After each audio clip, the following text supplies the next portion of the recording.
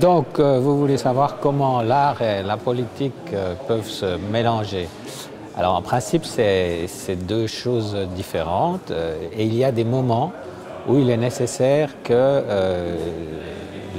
l'art dise quelque chose à propos de la politique. Il y a aussi beaucoup de moments où c'est la politique qui dit des choses à propos de l'art, mais je pense que quand il y a un malaise général dans une société, comme on le remarque maintenant en Suisse par rapport à des questions qui sont très proches des questions que se posent les artistes, c'est-à-dire ces questions autour de qui je suis, pourquoi je fais des choses, à qui j'appartiens, qui est le nous auquel je me réfère quand je parle, eh bien, c'est nécessaire que les artistes disent.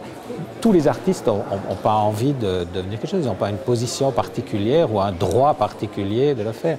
Il se trouve que là, on est dans une situation où les gens se regroupent pour dire des choses. C'est une vieille tradition en Suisse que les artistes, chaque fois que la situation est devenue politiquement difficile, que ce soit au début de la Première Guerre mondiale, au début de la Deuxième Guerre mondiale, pendant et après la guerre, voilà, les artistes disent des choses et ils sont un peu, moi j'appelle ça les canaris, quoi. Vous savez, quand on va dans une mine, ou quand on allait dans une mine au 19e siècle, le meilleur moyen de savoir s'il y avait encore assez d'oxygène pour les mineurs, c'était d'emmener un canari.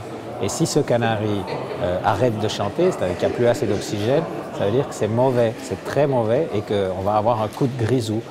Et donc les canaris étaient ceux qui annonçaient en fait la possibilité d'une catastrophe. Et je trouve que les artistes, dans certaines situations, ils sont ces canaris. Voilà.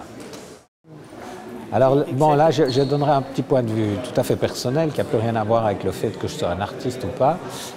Quand vous me demandez qu'est-ce que je pense de la démocratie directe. Alors moi j'ai une petite ambiguïté qui vient quand on me dit démocratie directe.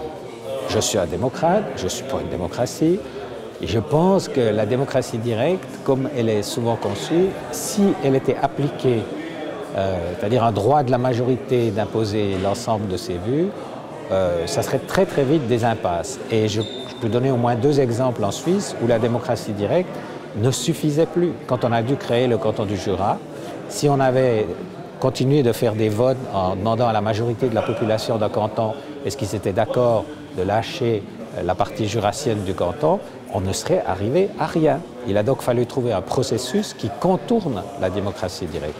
Un autre exemple, Kaiserauch, la centrale nucléaire, elle a été discutée, elle a passé en votation, elle a été acceptée par une majorité, mais évidemment, elle n'était pas faisable. C'est-à-dire que les populations directement concernées allaient se battre par tous les moyens pour empêcher ce vote populaire. Donc, la démocratie directe a dû être détournée. Et ce qui est intéressant dans l'histoire, c'est qu'elle a été détournée par le Parlement. C'est le Parlement qui a dit, bon, dans ces conditions-là, malgré le vote majoritaire de la population, donc malgré cette démocratie directe, on doit trouver une autre solution. Et je crois, moi, que de vouloir insister trop sur ce côté direct, on tombe très vite dans le populisme parce qu'alors, on soumet tout au référendum.